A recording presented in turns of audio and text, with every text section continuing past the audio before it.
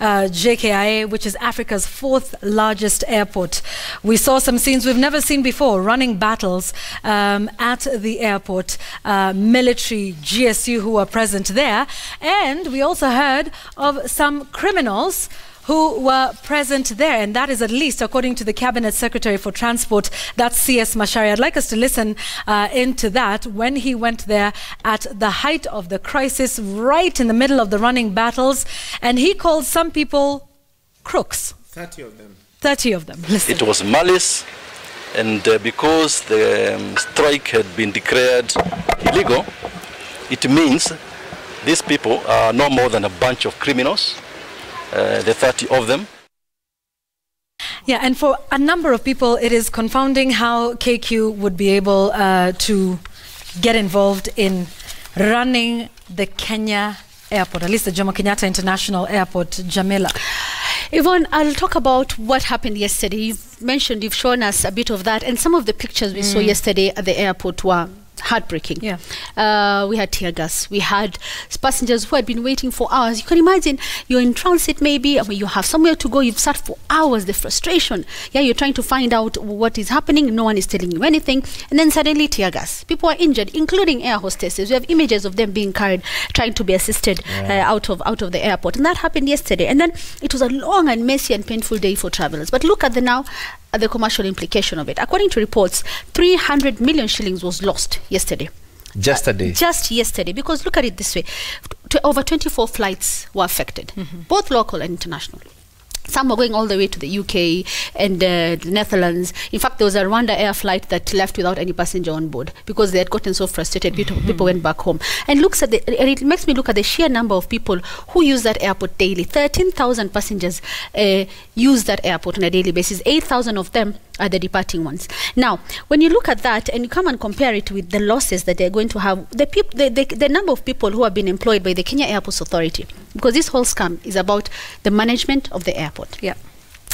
Over 2,000 people across, over 2,000 workers work across these airports and airstrips in Kenya, and a majority of them, 1,200 of them, are based at the JKIA. Now, if this deal goes through, their worry is a lot of them are going to lose their jobs. But I think the context of the bigger context of this is important to bring here. I think Kenya Airways has serious problems. Yes. And the financial side of things aside, there is the issue of competition from the region. We have a lot of aggressive airlines now. Ethiopian Air. You have Ethiopian. Yeah. You have Rwanda Air. Yeah. You have Qatar even. Even Dubai, Emirates. Yeah. Emirates Airlines. You have Emirates. Yeah. And I was just looking at some statistics that were released by Kenya Airways itself in trying to do a comparison between Kenya Airways and all of these airlines in different ways. I mean, Ethiopian Airlines, for example, in terms of ownership, it is 100% owned by the Ethiopian government. Same thing with Qatari, owned by the UAE government. Same thing with, owned by the Qatari government. Same thing with Emirates, owned by the UAE government. Rwanda Air, owned by the Rwandan government. Kenya Airways, public listed company. There is the whole ownership structure there. If you look at the number of aircraft, Ethiopian Airlines has 100, okay? Qatar 203, Emirates 200 plus, Rwanda Air 12, Kenya Airways 33. And all of these guys have some in order. Like Ethiopian, for example, has 59 aircrafts order. Kenya Airways has nothing. If you look at the number of destinations, Ethiopian has 131, Kenya Airways 53. So there is a whole lot of things there that will tell you that Kenya Airways needs help. But the problem that I think that many people who criticize this deal are talking about, that it is unlikely to help Kenya Airways. Some people saying, well, Kenya Airports Authority has been doing very well. That they don't have problems. Kenya Airways has problems. Who is going to give who a problem? Yes. Let me just share some details in relation to what should really be smelly about JKI right now. And I'll go to the details of a story that happened in January, actually the 23rd of January, when the Kenya Airways MD made the proposal of forming a subsidiary dedicated to managing operations at the Jomo Kenyatta International Airport for a concession of 30 years. Now, this is not Kenya Airways. It is a subsidiary, and it goes on to say the plan is contained in the privately initiated investment proposal, PIIP, which includes the creation of a special purpose vehicle, SPV, a unit of a company which is shielded from the parent's firm. Parent firm is Kenya Airways. Yes. Financial risk to operate, maintain, and develop JKIA. So the face is Kenya Airways. But who is and what is this special purpose vehicle? Let me jump in on that, because this SPV has proven problematic for Kenya Airways in the past.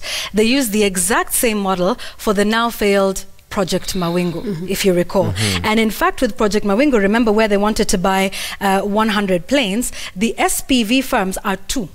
Samburu Limited and Amboseli Limited, both of them are based in the Cayman Islands, and to date, they actually remain transitory owners to the planes until they are fully paid for. That deal with Project Mawingu was actually advised against by auditors. Deloitte warned against this and said as much to the Senate. They said that in 2014. And just to talk about the issues that Kenya Airways has, let's not forget this is the company that made the historic 26 billion shillings loss in the year 2015. It was blamed on poor management decisions, among them this Project Mawingu, which uses the very same method that they are now proposing for the takeover and running of the Kenya Airports Authority.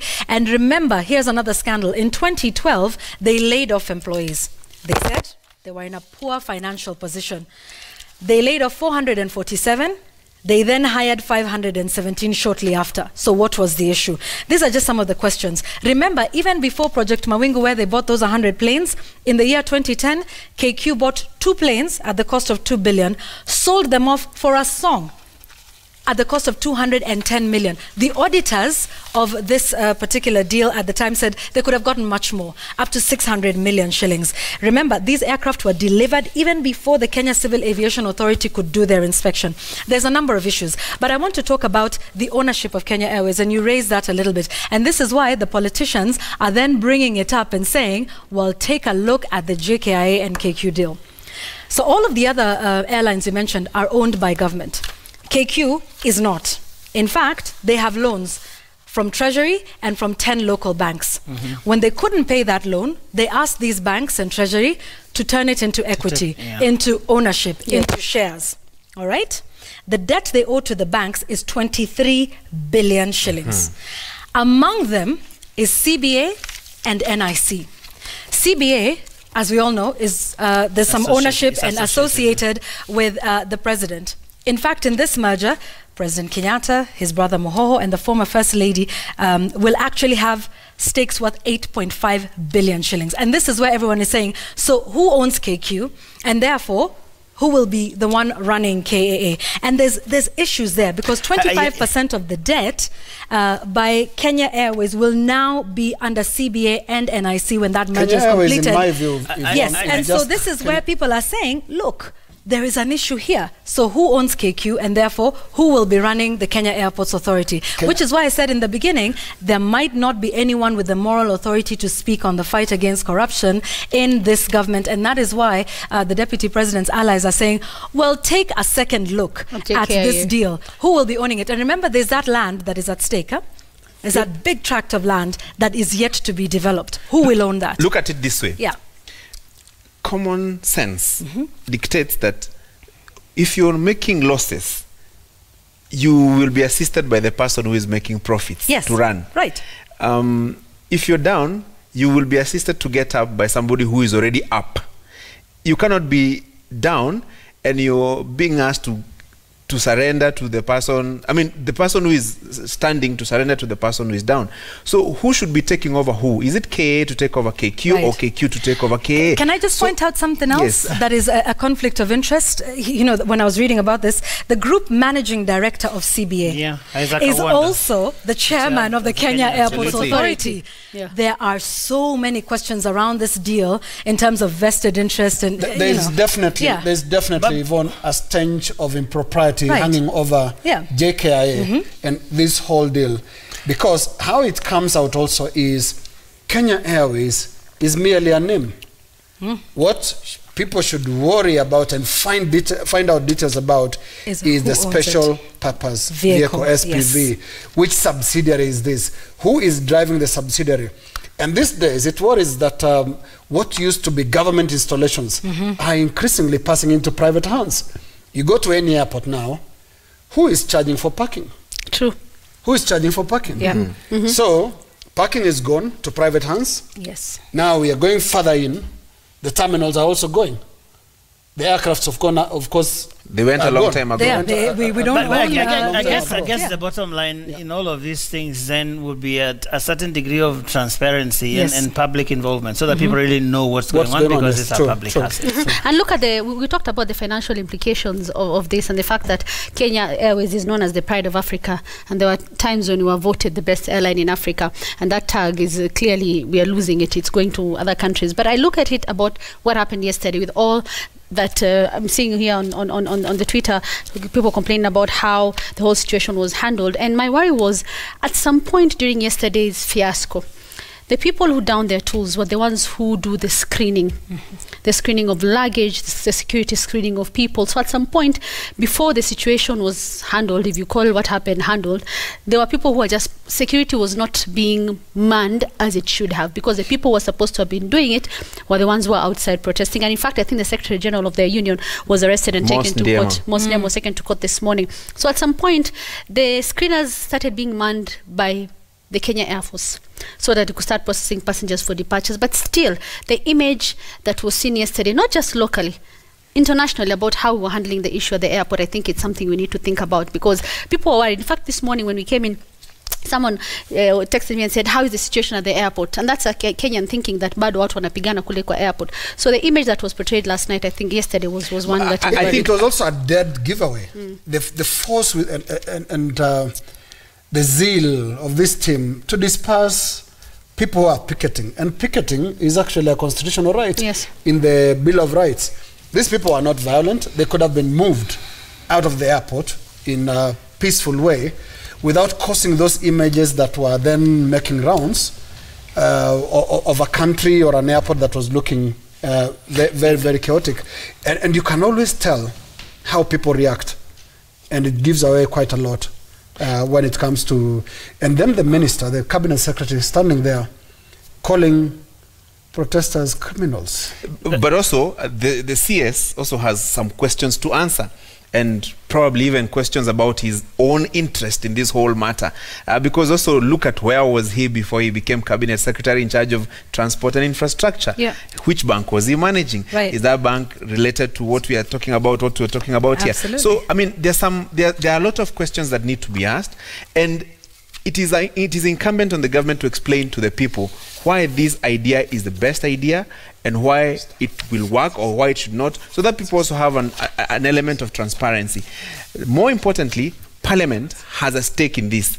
It is the responsibility of Parliament now to deal with this question, because whether this deal will go through or it won't go through is the responsibility of Parliament. It cannot be done without the approval of the House. So now all eyes should be focusing on Parliament, the National Assembly, and the decision that they are going to make in relation to this. I've had quite a number of MPs saying they're not going to agree to this deal. And so there may be a bit of coercion on their part. There may be a bit of lobbying. There may be a bit of pushing, maybe asking them to approve this deal. But the Kenyan people should lay their eyes on their elected members of Parliament, and even the nominated ones in the National Assembly, and the decision that they are going to make. Because as it is now, a lot is questionable. Yeah, I mean, and just to sum it up, even with what you talked about in the Afia House scandal, and just to bring it home, there's a lot of skeletons in everyone's closet on either side, and to some degree, then you would start to see the argument that, but wait, yeah, there's issues here, but there's issues there, and there's issues everywhere. And considering that this has been done openly, I don't know what the sentiment is around the table in terms of whether the investigations, now that the media is reporting about it and getting leaks, is that a form of transparency in the investigation, or is it a form of, skewing the conversation in a certain way when we're even told how many questions somebody has to answer? Is it transparency, or, is it? Are we being used as I think it raises. I think Sorry, go first. Okay, I'll just say it very quickly. I think it raises the level of accountability with these leaders, because when we see those famous faces being paraded there, and because corruption is a big story. I keep referring to, in fact, a lot of our viewers are talking about how you broke down 1 billion shillings, what it can do. And corruption is a big story, and always finds its way in the headlines. Like, it's always a top story. I think if you look at the newspapers this week, last week, and the week before, in fact, someone went and got all those images, and it was going around on social media. They were going to put up a billboard. A billboard, with all those, and it's mind-boggling how much money has been stolen. And then when that happens, I think it's supposed to make leaders realize that the level of scrutiny is more. All said, guys, I think the conversation about Kenya Airways needs to happen, because I think it's important for Kenya Airways to stay alive. I mean, a lot hangs on the survival of Kenya Airways. It's a national and that conversation, the pride that comes with when you arrive home on Kenya Airways, na umeambiwa karibu nyumbani, that feeling is excellent.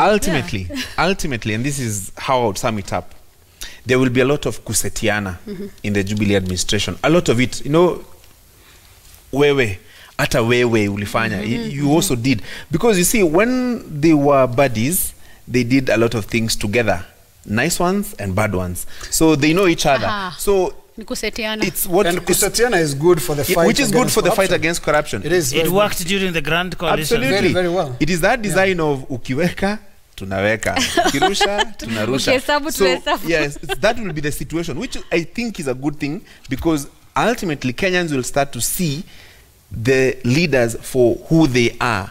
When they talk about the fight against corruption, are they genuine in the fight against corruption? And DCI also needs to be very careful in the sense that when we talk about the headlines and the figures that we are getting and the numbers that we are being told, the amount of money that has been stolen, the next step ought to be at the judiciary. How many people are being taken to court? What are they being charged with? The asset recovery team, how much money are they recovering, so that eventually this money can end up where it was supposed to be? Otherwise, it may end up being a lot of drama with very little in terms of a friend of mine has said something which totally different from all of these things, that, guys, it is devolution week. Can anyone around this table say something nice about what devolution has brought to this country 6 years later? But I think we did talk about it last week. Yeah, we spoke about the good and the bad. Yes, I got, he sent me the devolution has done very well. There are some areas that would not have had development were it not for devolution.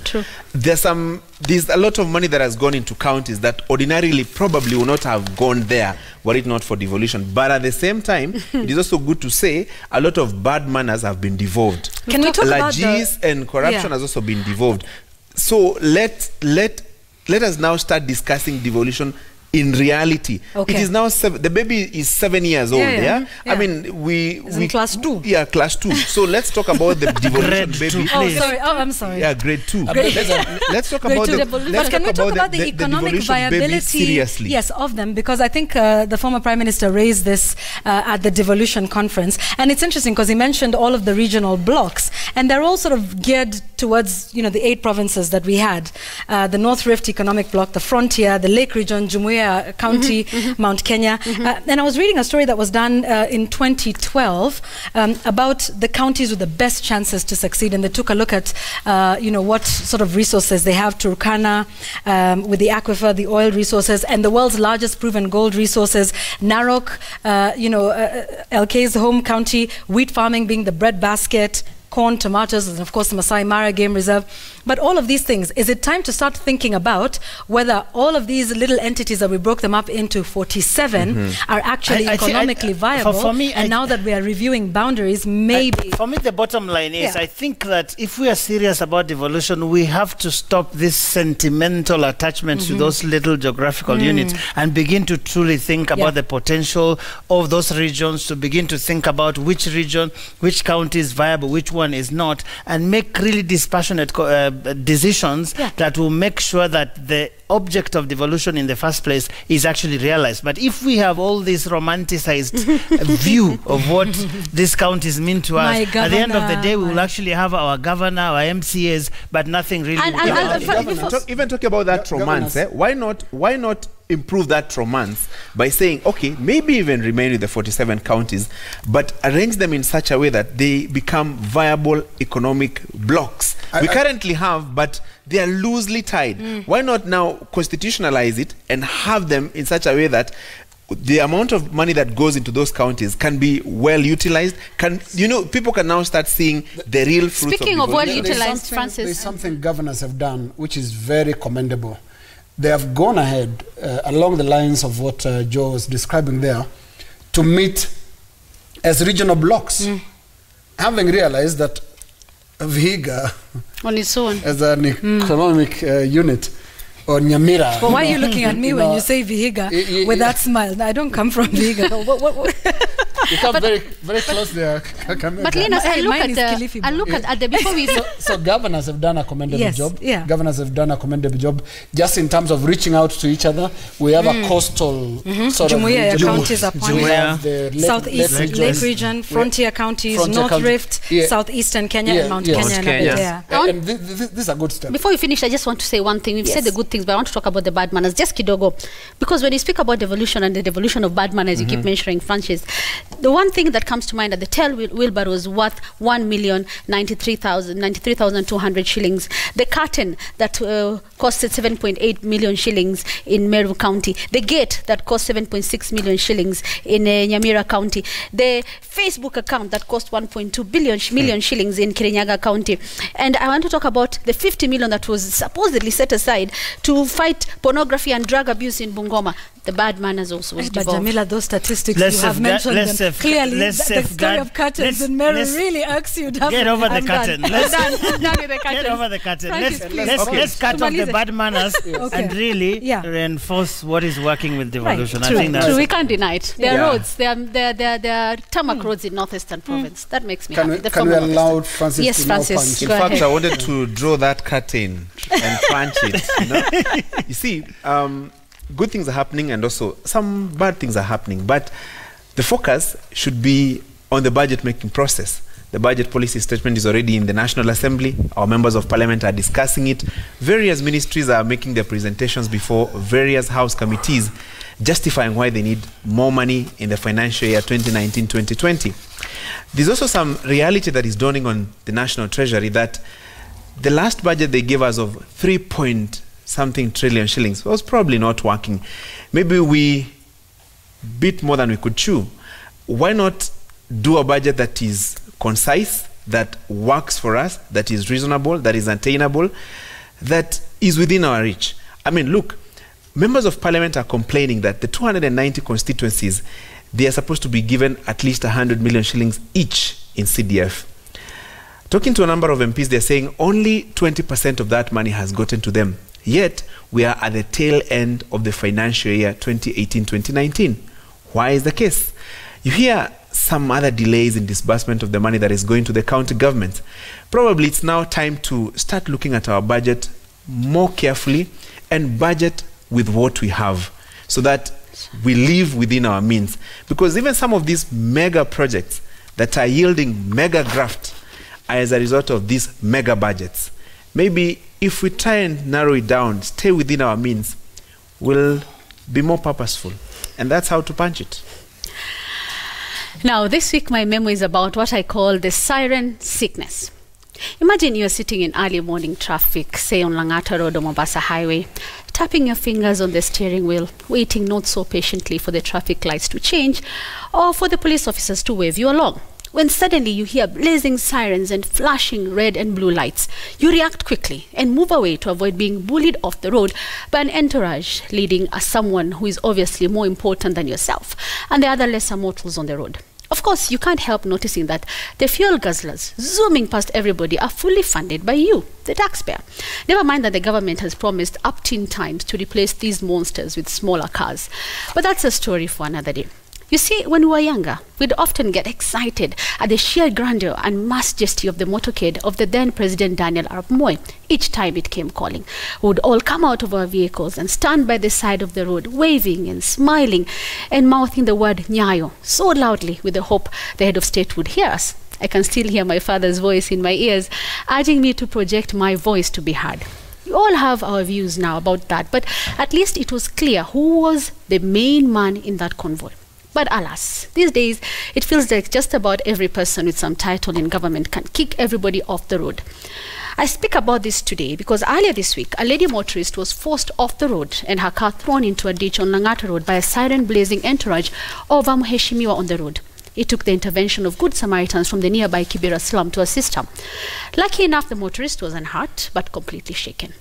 We don't know who was in the car, but looking at an April 2018 directive by the Internal Security Minister over who should have sirens on the road, the Mheshimiwa could have either been the head of state, his deputy, retired presidents, the First Lady, CS National Treasury, CS Foreign Affairs, Internal Security CS, Minister of Defense, or the former Prime Minister. Understandably, the number of CSs are in a foul mood this week, but surely we deserve some respect. The Inspector General has, of course, released a statement condemning this act, but can it really end? We're not even discussing about the 47 governors and all manner of people around them who have been equally bitten by the siren bug. In most countries, flashing lights and sirens are often associated with police and ambulances rushing to respond to emergencies. In our beloved Kenya, these sirens embody political power, arrogance, money, and impunity, all rolled into one convoy. No one is asking the extremely busy cabinet secretaries to take matatus or border borders to work. No, we just want some courtesy and respect. After all, to paraphrase an old commercial line, a little courtesy to the overburdened taxpayer won't hurt. That's my memo. Truly, a little courtesy won't hurt. Won't hurt. Now, on my kicker tonight, I think it's time to regulate religious organizations, especially the so-called churches. Yes, it is time that they too observed the law of the land. It is time their existence and operations became compatible with the laws of fellow men, the mandate of the Constitution, and the sanction of government. My argument is simple. The people behind these so-called churches have gone rogue, all in the name of faith, in the name of Jesus, and in the name of God. The so-called prophets and men of God must be accountable to a being other than God. Here are my reasons. In the name of Jesus, a supposedly mighty prophet of God is at the center of an intriguing property dispute. In the name of Christ, a self-declared bishop has become one of the wealthiest real estate operatives, but the source of his wealth could well be traced to the pockets of thousands of unsuspecting investors who put their money in a saving society that soon went down with their funds. Folks, we are dealing with thieves, not men of God. These are cold-blooded evangelical vampires living off the blood of their flock in the name of Jesus. They are conmen who must have their date with our police and our law courts. It is time to stop them. Some of them preach prosperity, but only they profit. Their birthdays are major events on the religious calendar of their devotees who raise money to buy mom or dad or both expensive gifts that range from designer watches to top-of-the-range cars.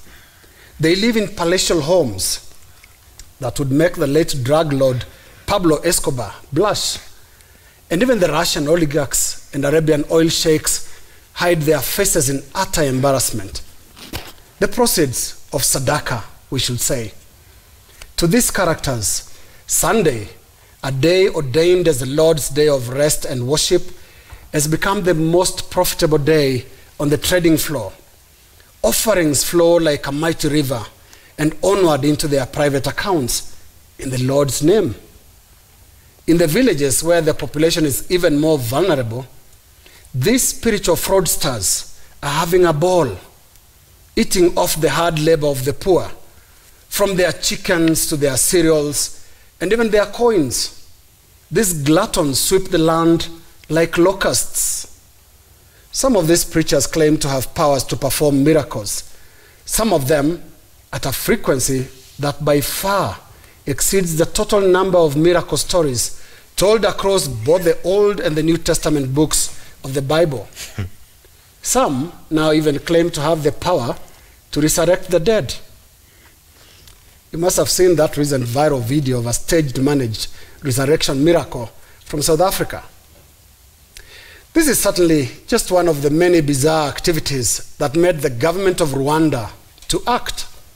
Now, President Paul Kagame is a no-nonsense man. You can tell a financial swindler from a preacher. Kagame wondered aloud why the capital city, Kigali, had more churches than boreholes that can provide clean water. And in April last year, he ordered a shutdown of over 6,000 churches that, quote, did not meet the required standards. Among the required standards is a requirement that pastors have a theology degree before they start their own churches so that they can teach the correct doctrine. Here in Kenya, we toyed with the idea of regulating religious groups, and the closest we ever came to it was in 2016 when former Attorney General Githu Muigai proposed regulations that, among other rules, required preachers to submit certificates of good conduct and their theological training certificates so as to be licensed to run churches. These are the rules Kenya must revisit in order to restore sanity in the preaching enterprise, I call it. Rwanda set the pace, Kenya should follow suit. Preachers must be accountable to a being other than God, and that is the law and fellow human beings who include their vulnerable followers. And let me end with some full disclosure here. I am a church-going son of a retired Catholic catechist, a trained and qualified holder of a teacher of religion certificate from the Catholic Diocese of Arusha, Tanzania. Just in case. Good night. Wow. Okay. A tough subject. I hope you're ready for somebody's army on Twitter. Altar boy emeritus. And altar boy emeritus. Agrees with Linus. I plead the fifth. I was just about to ask what Joe thinks. Okay. So Friday, the 8th of March, is International Women's Day. And the theme this year is Balance for Better. Today, my reflections are more inward-looking. Have we achieved this balance for better in the media? Female journalists have overcome incredible odds to be where we are today. We have indeed come a long way, and I believe the rise has been in tandem with the women's rights movement in the world. In broadcast journalism, women have dominated the reporting and news anchoring space. We not only cover the so-called softer subjects, but now we handle even the ones long perceived as tougher and reserved for men: politics, business, economics, policy. But it's not all rosy. Women still face incredible challenges when they want to start a family, for instance, and for many, that is a choice. They can't have it both ways. You either start a family or you rise through the ranks at work. Something has to give. Many female journalists also have to contend with sexual harassment, not just within their own organizations, but also from news sources and members of the public who think they have agency over our bodies, our lives, and our decisions. Certainly, media houses can do better in defending their female journalists in the face of cyberbullying, or indeed undue pressure from politicians and corporates. It's not enough for us to just report on gender inequality out there. Female journalists, on the other hand, must ask themselves some key questions. Have we ourselves contributed to the sexualization of our reputation? Have we put physical attributes before substance and content? Have we focused on the celebrity aspect of the work to the extent of giving young women coming into the craft the wrong idea about the work we do? Let me finish with celebrating the many great women who have paved the way. Farida Karoneh, who rose to the highest ranks to date in media, Chief Operating Officer right here at Royal Media Services before she left for her current government post. Kathleen Openda, Lucy Oriang, Judy Munyinyi, Rose Lukalo Owino, Njeri Rugene, Managing editors Ellen Wanjiro of KTN News, Pamela Sitoni, the first woman to head the Daily Nation team since 1960.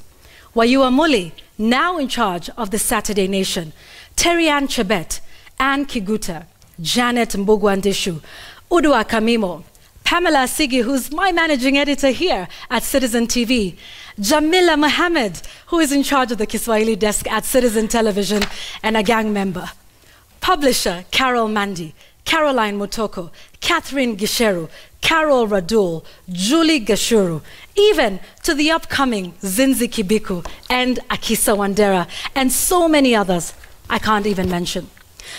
Listen, whilst there are many challenges facing women in the media today and much more that needs to be done, I am hopeful.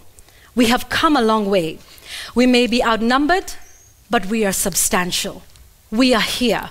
We are present. We are seen. We are heard. And we are making an impact. We're not late. We are bang on time. And that is my take. Good one, Yvonne. Wow. Nice. All right, I am also present. I'm here.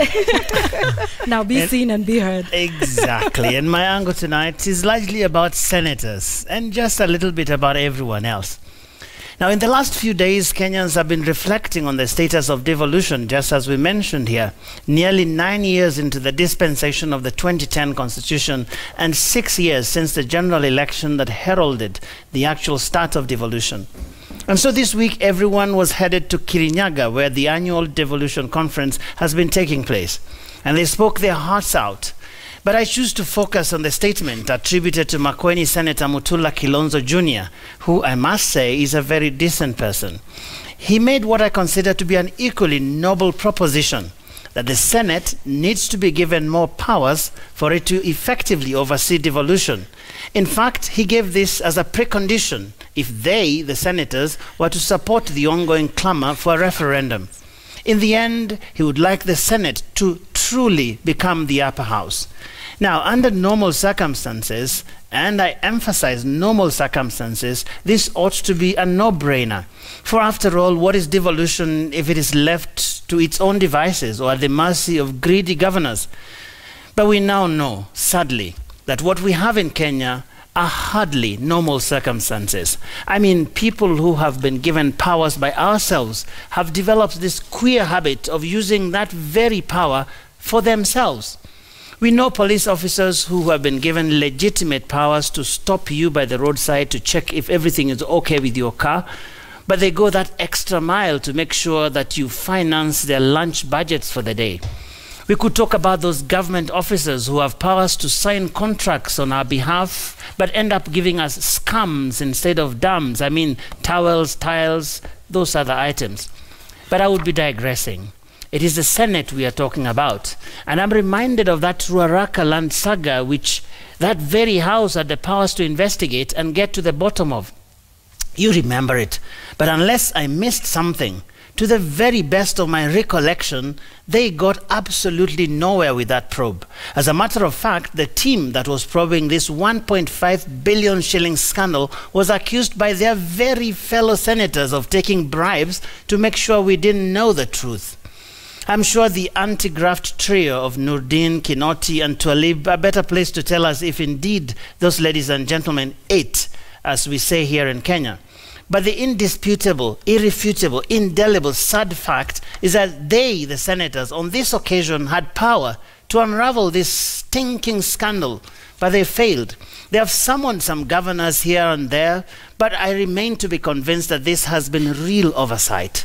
I don't know about you, but I generally find it difficult to trust people with bigger responsibilities if they are unable to carry out small ones, like catching the Ruaraka land thieves.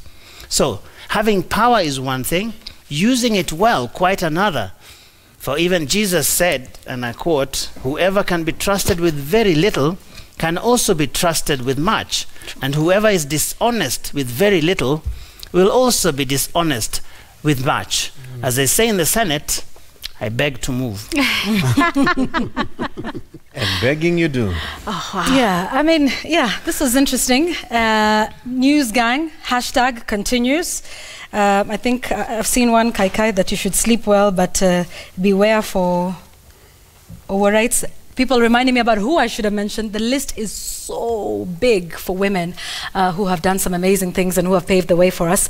So we should leave it at that. Thanks very much for watching our show today. Tomorrow is International Women's Day. Happy International Women's Day to all of you and to everyone here. And you know, thank you for making us all the journalists. Yes, the women, course. Yeah. No, I said to the women and to everyone else here. Thank you, everybody. Yeah. And before we leave today, I'd like to, you know, you see us here on set, and we all look good. We sound right, but we have so many people who work behind the scenes who help us make this show what it is. I wish this camera can actually pan to that I wish side. you could see them, but if you could, camera one, just to show the crew. Yeah. There you go. Yeah. And I wanted to thank Simon, Mariga, Ben, and Steve, who are behind the 4 cameras that have been here with us. I'd like to thank Fiona, who's in the VIP area. Make sure you have water and She's very shy. They are called the silent gang members. Silent gangsters. I'd like to thank MJ or Jane, who's auto cue. Thank you so much. Evans is on sound. Microphone na earpiece. Don't forget Robert. There's Robert who's the director, of course. Effie Mwangi. There's Judy, who is in transmission. There's Kimani, who's in graphics. Irene, I haven't forgotten you in Masterplay.